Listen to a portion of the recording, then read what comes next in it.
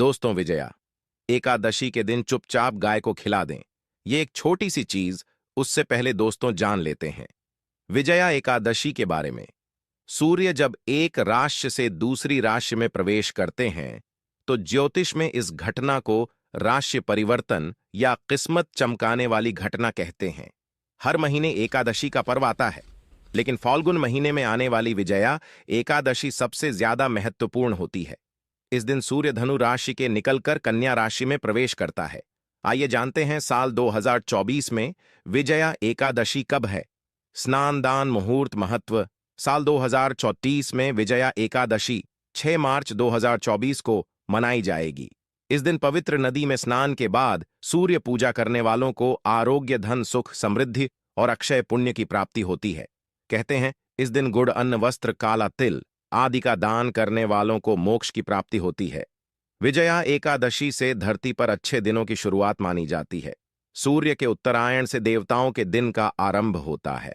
धार्मिक मान्यताओं के अनुसार एकादशी के दिन स्वर्ग का दरवाजा खुल जाता है, इसलिए इस दिन किया गया दान पुण्य अन्य दिनों में किए गए दान पुण्य से अधिक फलदायी होता है। वास्तव में 6 मार्च एकादशी के दिन अगर आप यह उपाय कर लेते हो तो यकीनन आप पर मां लक्ष्मी की कृपा होगी और आप धनवान बन जाओगे। आप धनवान ना बने तो मुझे बताना दोस्तों। बस जो उपाय आपको बताया जाए वह उपाय कर लेना। चलिए जानते हैं। एकादशी के दिन चुपचाप गाय को खिला दें।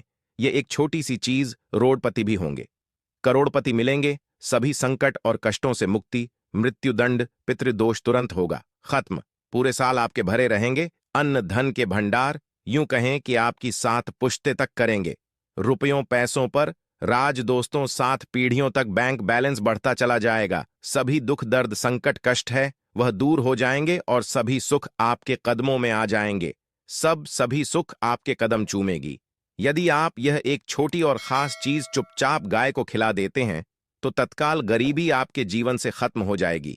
यूं कहे व्यक्ति रंग से राजा बन जाता है और 33 कोटि देवी देवताओं को धारण करने वाली गौ माता की भी कृपा व्यक्ति पर आजीवन बरसती है।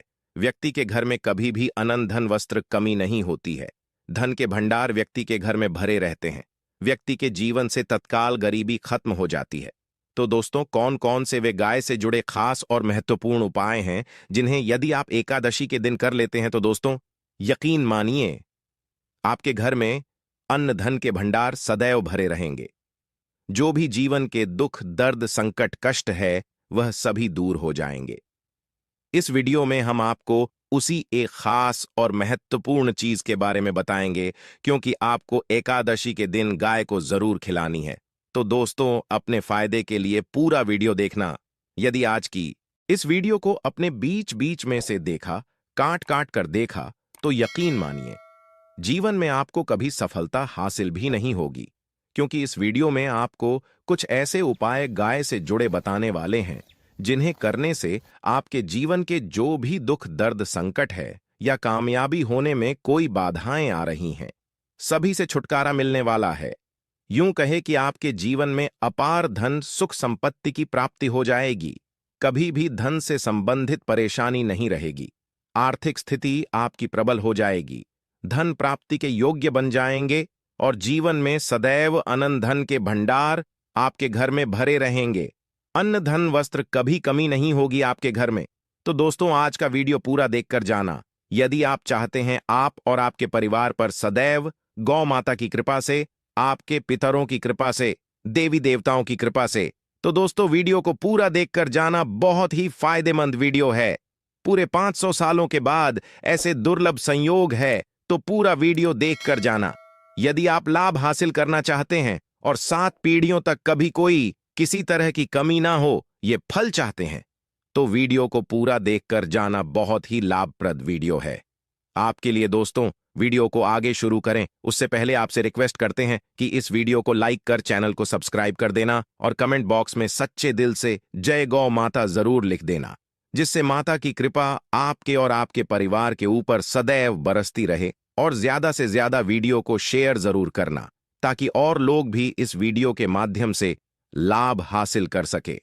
इन उपायों को करने से अपने जीवन में सदैव धन सुख संपत्ति की प्राप्ति कर सके। तो शेयर करना ना भूले इस वीडियो को, जिससे और लोगों का भी भला हो। आपको बता दें, इस दिन तीर्थ स्नान करना बहुत ही फलदायी समझा गया है। यदि कहीं तीर्थ स्थान पर पवित्र नदी में स्नान करना संभव ना हो तो आप क्या करें?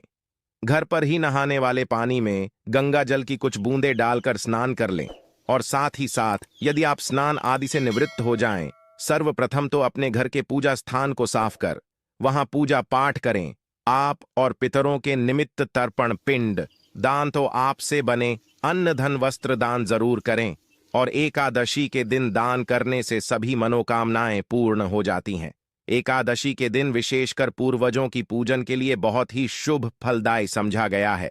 मकर संक्रांति के दिन पिंडदान करने से पूर्वजों की आत्मा को शांति मिलती है और उनको मोक्ष मिलता है। और आपको बता दें, इस बार जो इस दिन पितृपूजा के साथ साथ हनुमान जी मंगल देवता और भगवान शनिदेव की भी पूजा जरूर करनी चाहिए। आपको बता दें कि इस दिन यदि आप हनुमान जी और मंगल देवता भगवान शनिदेव की पूजा करते हैं तो मंगल का ग्रह जनित दोष भी दूर हो जाता है। व्यक्ति के जीवन में धन सुख संपत्ति की प्राप्ति हो जाती है। समस्त मनोकामना व्यक्ति की पूर्ण हो जाती है। और दोस्तों, साथ ही साथ अब बात करें आपको उस दिन, मतलब यह जो एकादशी के दिन है, इस दिन आपको एक उपाय तो जरूर करना है। गाय का उपाय बताने से पहले एक उपाय आपको बता दें। इस उपाय को जरूर दूर करें। क्या करें कि शाम के समय पीपल के पेड़ के नीचे आपको सरसों का चौमुखी दीपक, आटे का दीपक बनाना है। चौमुखी, उसमें आपको कलावे की बाती लगाकर सरसों के तेल का दीपक जला देना है और बीच में 2 साबुत फूल वाले लौंग भी डाल दें। फिर देखिए कैसे चमत्कार आपके जीवन में होता है। शाम के समय जलाकर उसे छोड़े, मनोकामना मांग कर। दोस्तों, 21 दिनों के अंदर आपकी वह मनोकामना पूर्ण ना हो जाए तो हमें बता देना। बहुत ही प्रभावशाली उपाय बताया मैंने आपको, बहुत ही दुर्लभ से दुर्लभ है। इस बार नए वर्ष के उपाय को जरूर करें। यह उपाय जो है बहुत ही आपको लाभ देगा।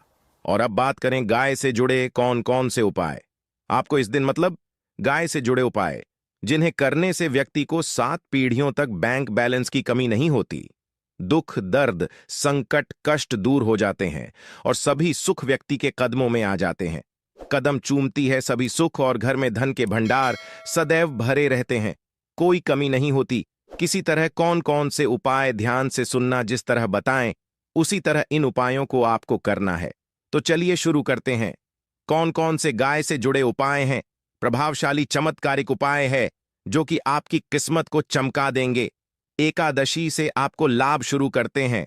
दोस्तों, सनातन परंपरा में गाय गंगा और गायत्री का बहुत ज्यादा धार्मिक महत्व है। मान्यता है कि गौ माता के शरीर पर 3 कोटि देवी देवताओं का वास होता है।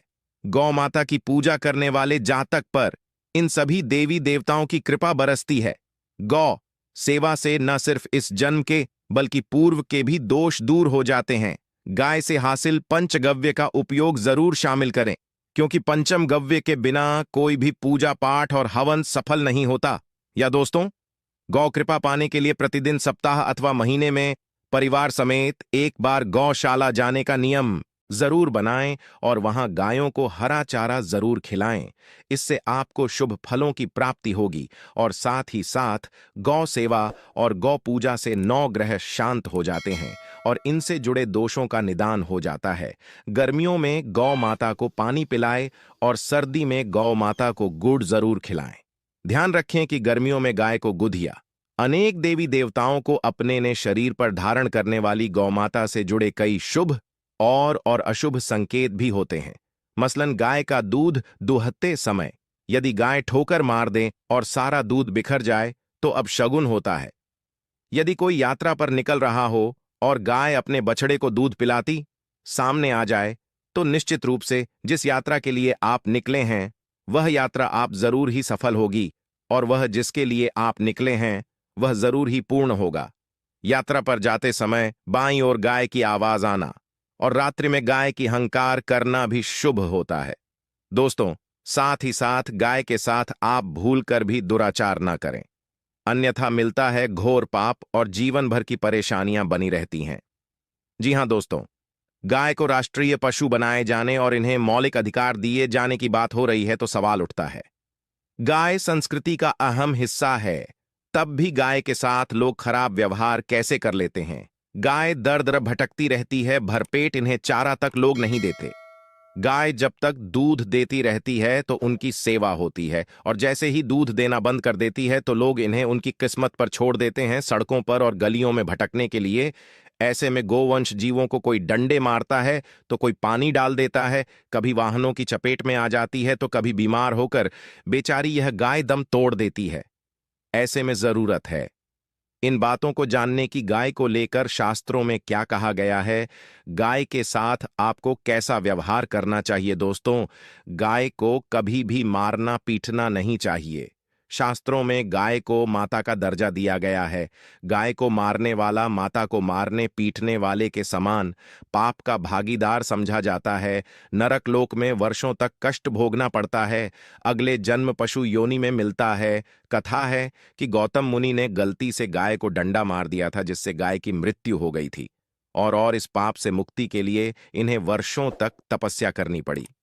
भगवान श्री कृष्ण जी ने बैल स्वरूप में आए वृद्धाश्रम का वध कर दिया था, जिससे मुक्ति के लिए भगवान श्री कृष्ण को संपूर्ण तीर्थों को एक कुंड में बुलाना पड़ा, और इस कुंड में स्नान से वह पाप मुक्त हो गए थे। दोस्तों, साथ ही साथ पानी पी रही गाय को भगाते हैं, वे घोर पाप के भागी बनकर नरक भोगते हैं, ऐसा पुराणों में बताया गया है।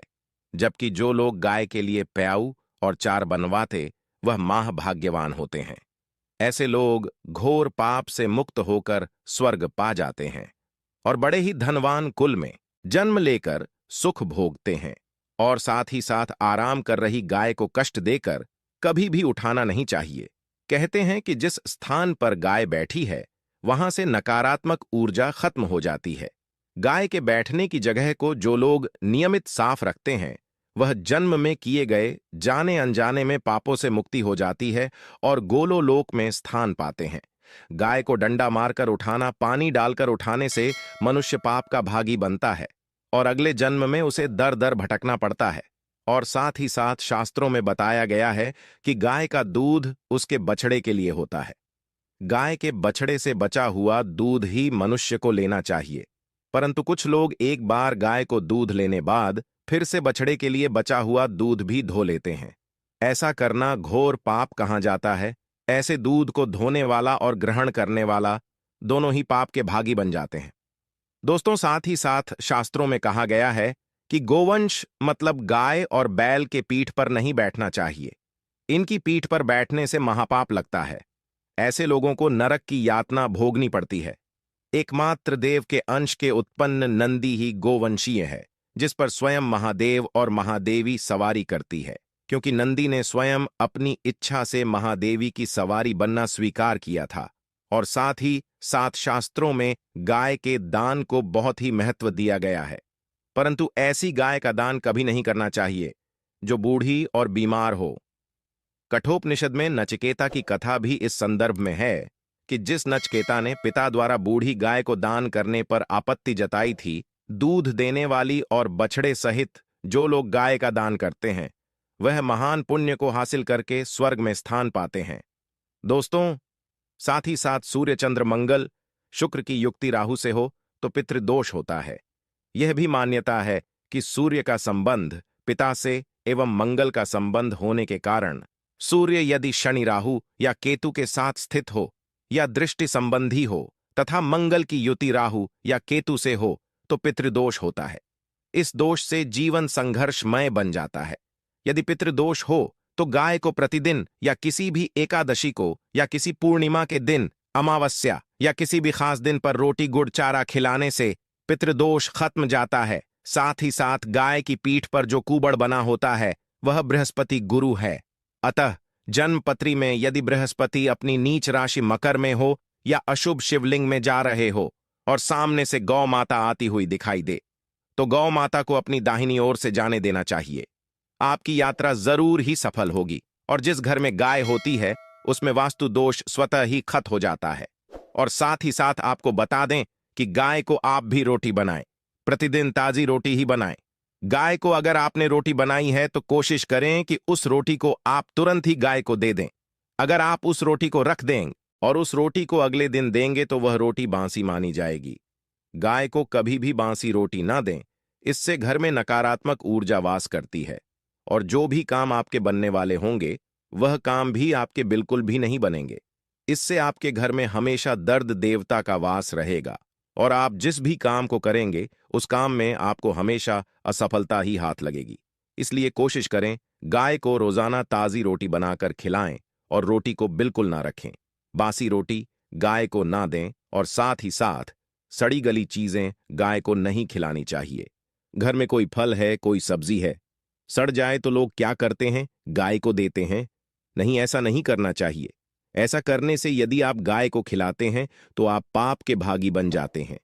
आप बिल्कुल सड़ी गली चीजें गाय को ना खिलाएं और साथ ही साथ एकादशी पर आटे की 11 लोहियां बनाकर उनके ऊपर हल्दी लगाएं। इसके बाद गाय को खिलाएं। हर एक लोही को खिलाते समय गाय के सिंघोवाल आपके जीवन में खुशियां ही खुशियां होंगी। और एक बार एकादशी पर आप 7 बार गाय की परिक्रमा भी कर लें तो आपके समस्त काम होंगे। और एकादशी पर साथ ही साथ आप गाय को जब भी रोटी दे, रोटी पर या तो आप थोड़ी हल्दी लगा लें या थोड़ा गुड़ रख लें। अगर गुड़ ना हो तो आप थोड़ा घी रख सकते हैं। दोस्तों, गाय को कभी भी सूखी रोटी ना खिलाएं। सूखी का मतलब गाय को रोटी खिलाए, उस पर कुछ ना कुछ रख कर खिलाएं। हल्दी रख ले, गुड़ रख ले, मिश्री, घी या जो भी रख ले, मतलब खाली नहीं खिलानी है। इतना करने मात्र से आपके जीवन के सभी दुख दर्द समाप्त हो जाएंगे। दोस्तों, ये थे गाय से जुड़े कुछ महत्वपूर्ण उपाय।